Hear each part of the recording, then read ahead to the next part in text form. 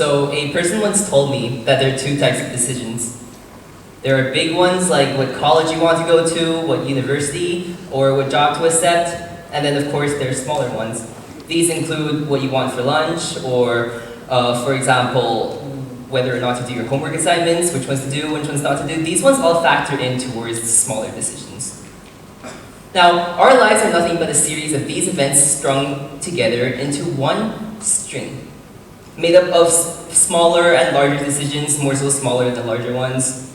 Generally speaking, as a rule, larger decisions are easier to make because, well, the answers are generally pretty obvious because it's obvious that you should probably go to a university that's the best you can get into, or you should probably accept a job that's better than the one you have right now. But what's difficult is making the smaller decisions because these become somewhat of a habit of our day-to-day life. So for example, it might become a habit that we start sleeping at 12 every day, or we start eating at 1 a.m. or something like that. These are all small decisions that we're unconsciously making because we're not even aware that these are decisions since they've been so much involved in our day-to-day life. What we don't realize is that these smaller decisions eventually become one massive one that affects us much more than any big decisions that we'll ever make. So today I want to talk to you about breaking out of boundaries, breaking out of habits, and stepping out of your comfort zones. Probably the best example I can think of this right now is local schools. We live in Shanghai and we go to an international school, or at least most of us will go to an international school. Local schools, however, remain much of a mystery to us. We don't know much about them, and local schools seem too irrelevant to most of our lives. If you're a student like me who grew up in an international school and never went to a local school before, you would probably agree with me that nothing much exists outside of your compound, your school, your friend's house, shopping malls, and perhaps Starbucks. So, yeah. Until a local school friend of mine transferred over to our international school, our interaction completely changed the way I perceive the city around me. A city I've known for almost 16 years felt almost foreign to me. Well, when he first transferred to our school, everyone was really cautious around him. People chose not to talk to him, people wanted to avoid him, people just didn't think that he existed in our school. Why? Well, he was different to us. In what way? He was from a local school. Is that it? Yeah, that was basically the reason for why most people did not talk to him, and that was because he was different to most of us, the way he talked, the things he liked, all of that because he was from a local school. Now, I made what seemed like the most obvious decision to me back then, which was to approach him and bombard him with questions about his local school life, what he ate, what happened in classrooms, and I mentally made a comparison of that with my day-to-day life. He did appear to be timid and shy at first, but that changed. Many things changed. It was through our interaction that we realized that a lot of the stereotypes that we commonly have about local schools are, in fact, not true. So if you were a student like me, you would probably have thought that local school students were more on the nerdy side, perhaps. All wear glasses, all are human calculators, really good at science and maths. That was probably the common misconception of local schools. I'm here to tell you today that that's completely false. Or at least to a very large extent, all of these are exaggerated facts that you see in the media that you shouldn't really be taking as a true fact. So also through our interaction, I realized that we in fact have a lot in common. We were similar in many different ways, and that was also when me and this local school student friend of mine, we had the idea of starting a student organization called the LIS3, which we called the Local and International Student Society of Shanghai. For those of you confused about the three, it's the three S's together. I've had a lot of questions about that. Anyways, so I was with another local school friend of mine the other day, and she asked me a question that I tried but couldn't really answer on the spot. She asked me, how different are we really? Well, I could probably list over 1,000 differences to you today.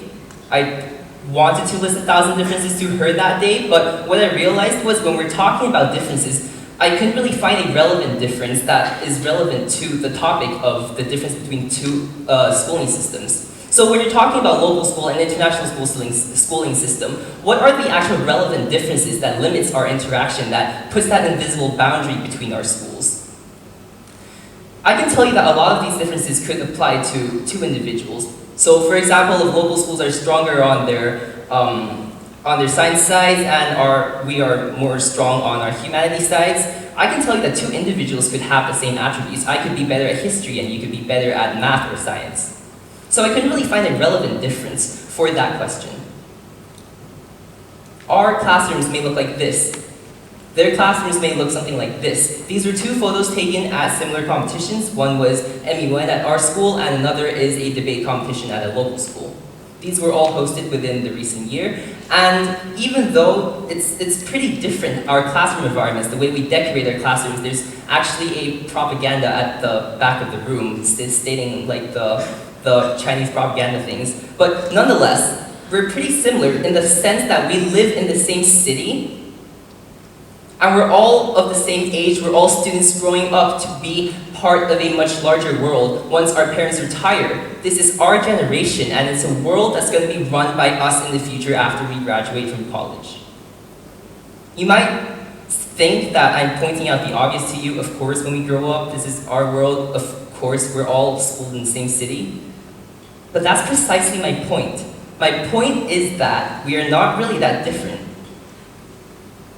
So if you go to your iPhone or your iPad, and if you go to your regulatory tab under General, if your operating system is up to date, you would see something like this. It's a list of, the list goes on. This is only like the first section of this. You can see that all of these different countries, these factories in these countries, manufacture the different parts of your electronic device.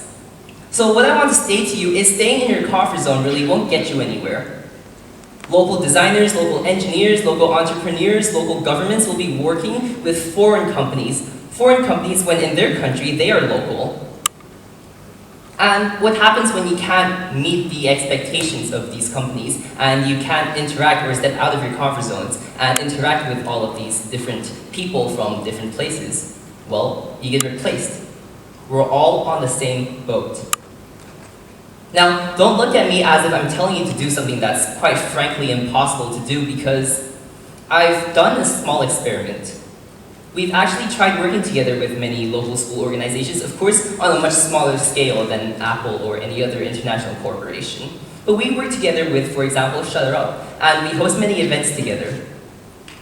If you have me on social media, you would probably have seen me spam this poster over and over again at you guys. And we were hosting a photo walk, it's not a competition, it's an event together with local school students. We have students from YCIS, from many different local schools and bilingual schools as well. I'm telling you right now that it's not really that difficult. We also work together with a student organization called Tuck In, who are based in more than 30 different local and international schools. If you're familiar with them, they are famous for their Kenya project, where they sponsor and they go to Kenya for various trips for different activities. And then they also host a dance competition every year. So if any of you are into these areas, then perhaps you would have heard of them. Now, what I really want to ask you all about today is that if you're student leaders of student clubs, are your clubs in different schools? Have you ever thought about expanding your clubs into different schools? This is a picture of my co-founder of my organization presenting a poster at a local school talk, and all of the audience members were the top student council members of different local schools, both of the prestigious ones and the also public ones. And this is a list of all of the different schools that we work with. So I just want to ask you, if you hold a leadership position in a club, have you ever thought about expanding your club into many different schools? If not, then why? Have you ever thought about having your core planning team spread across the whole of Shanghai? There are rules right now, or boundaries that aren't really set, but what we think is a rule that should be there. We think that, well, because a club is started in one school, it should be limited to only that hour, where in that hour after school we focus on these activities. Who sets these rules? Are these rules even present? And also, once you graduate to college, what would be proof that you existed in these schools for the past, 12 years, 4 in elementary, 4 in middle, and 4 in high school, what would be the proof that you actually existed and contributed something to your school? What would be the legacy that you leave behind for people to find to prove that you actually existed as a person?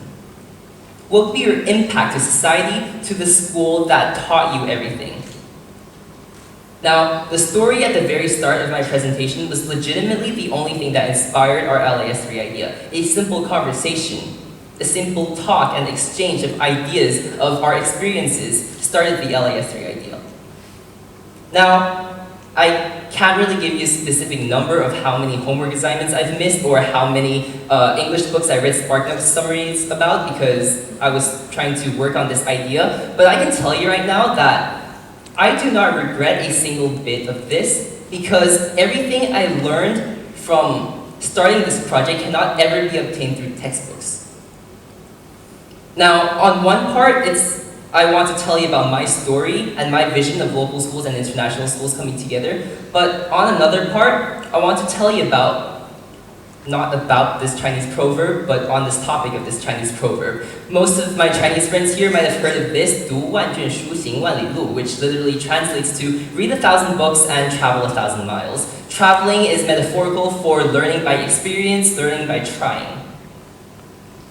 So, what I want to encourage you all today, or to challenge you all today, is to take risks. Take a risk in everyday life, maybe go somewhere new, meet someone new, try something that you've never tried before, perhaps an exotic dish that you've never tried in China before.